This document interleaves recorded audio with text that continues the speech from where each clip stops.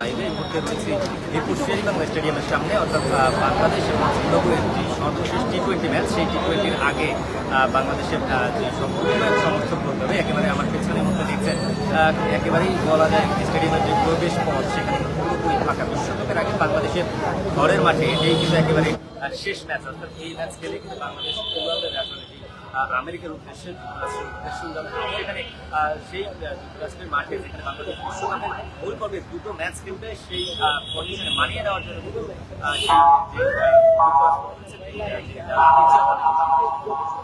সেই দেশটির বিপক্ষে কিন্তু 3 ম্যাচের টি-20 সিরিজ খেলবে, যেখানে 21 এবং 23 এবং 25 এই মাসের এই মূলত এই 3 টি-20 ম্যাচের বাংলাদেশ রাষ্ট্র সেই ম্যাচের পরে কিন্তু মূলত 8 তারিখ থেকে 8 জুন থেকে কিন্তু বিশ্বকাপের জামা হবে বাংলাদেশিদের পক্ষে, কারণ 1 জুন থেকে আসর শুরু হলেও সেটি কিন্তু মূলত বাংলাদেশের জন্য শুরু হতে যাচ্ছে 8 তারিখ শ্রীলঙ্কার বিপক্ষে প্রথম ম্যাচ দিয়ে কিন্তু সেই এবারের টুর্নামেন্টের যাত্রা শুরু করবে। ঠিক তার আগে এই মুহূর্তে মিরপুর শের-ই-বাংলা ক্রিকেট স্টেডিয়াম থেকে স্বাগত জানাচ্ছি আজকের এই ম্যাচকে কেন্দ্র করে যে কয়েকজন সমর্থক এসেছে, আপনারা আমাদের পিছনে এই মুহূর্তে দেখতে পাচ্ছেন একেবারেই কিন্তু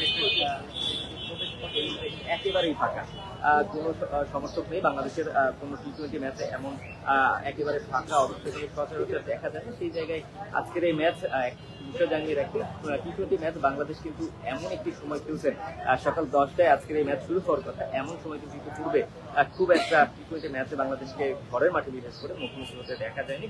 তো দর্শকদের চাপ এই ক্ষেত্রে এই বিবেচনায় কিন্তু অনেকটা কম, এবং যেহেতু একেবারে জিম্বাবুয়ের মতো বড় পক্ষে এবং বাংলাদেশ আসলে পাওয়ার কিছুই নেই এই মুহূর্তে, একেবারে জিম্বাবুয়েকে করার সম্মুখে দাঁড়িয়ে, সেই কারণেও কিন্তু দর্শকের উপস্থিতি অনেকটাই কম। আমরা কিছু সমর্থককে দেখছি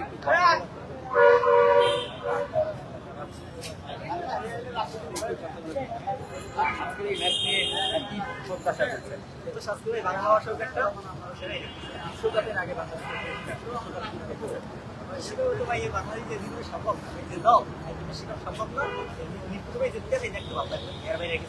জিম্বাবুয়ের সাথে প্রস্তুতি নিয়ে বিশ্বকাপ ভালো করা সম্ভব কি আর ভাই, কোনোভাবেই সম্ভব। প্রতিপক্ষ অস্ট্রেলিয়া বা ইংল্যান্ডকে যদি তাদের ওই সব কন্ডিশনে খেলা হয় তাহলে একটা সম্ভব হইলে, বা উইকেটে খেলা যে কন্ডিশন, এটা তো পুরো ডিফারেন্ট কন্ডিশন ভাই। মিরপুরের কন্ডিশন আর ইংল্যান্ড আপনার আমেরিকার কন্ডিশন তো সেম, রকম প্রশ্নই না। খানিকটাই সুবিধা হতে পারে অস্ট্রেলিয়ার যে ম্যাচগুলো আছে ওগুলো স্লো উইকেট বল টাইম করে ওই কিছু ম্যাচ সুবিধা পাইবে, বাট আমেরিকায় তো সুবিধা পাইবে। কন্ডিশনের কথা বলছেন, তার আগে বাংলাদেশের দলে যারা খেলছে এই মুহূর্তে তাদের পারফরমেন্স নিয়ে আপনার কতটুকু আশাবাদী বা হতাশ? আশা করতে কিছু এক সাকিব খেলায় আর তাদের টাইমে যদি কিছু ভালো লাগে পরে আসে আপনি সিনিয়র একটু শিখতে পারবেন, এটা তো আর কন্ট্রিবিউট করার মতো কেউ নাই। এই আর তাই ব্যাটিং পায় না, ম্যাচ পায় না, পরে ফিনিশিং করে দেখা আপনার কাছে তো জানতে রান করছে 130-40-এর মতো, এই স্কুলটি আপনি বিশ্বকাপ আইপিএল গতবার দেখলাম 101 রানে যে উইকেট ছিল পরাপর উইকেট পড়ে যায়, 42 রানে 10 উইকেট পড়েছে। প্রথম উইকেট পড়লে পরাপর তারা উইকেট পড়ে যায়। ব্যাটিংই দুর্বল, এসি মিনিট করতে শুধু ব্যাটিং দুর্বল। শুনছিলেন যারা যে কয়েকজন সমর্থক এসেছে বাংলাদেশের আজকের এই ম্যাচ জয়ের হয়তো বা তারা সম্ভাবনা দেখছে, কিন্তু এই সিরিজ দিয়ে আসলে বাংলাদেশ বিশ্বকাপে ভালো কিছু করবে বা ভালো একটা প্রস্তুতি নিয়ে বিশ্বকাপের উদ্দেশ্যে যাত্রা শুরু করবে, সেই প্রত্যাশা তারা দেখছে না। কারণ জিম্বাবুয়ের বিপক্ষে বাংলাদেশের যে নাজুক ব্যাটিং সেটি কিন্তু বাংলাদেশকে বিশ্বকাপেও ভোগাতে পারে, এবং যেই ধরনের ক্রিকেট এই মুহূর্তে বাংলাদেশ খেলছে তাতে অবশ্যই বিশ্বকাপে ভালো কিছু করার সম্ভাবনা খুব একটা নেই বলে তারা মনে করছে। এই দলটিকে নিয়ে গত ওয়ানডে বিশ্বকাপে বাংলাদেশের সমর্থকরা যেই ধরনের প্রত্যাশা করেছিল বা টি-20 বিশ্বকাপের আগে কিন্তু তেমনটা আমরা দেখছি না। দর্শক, এখন পর্যন্ত এটা ছিল শের-ই-বাংলা স্টেডিয়াম থেকে আমার কাছে। ধন্যবাদ।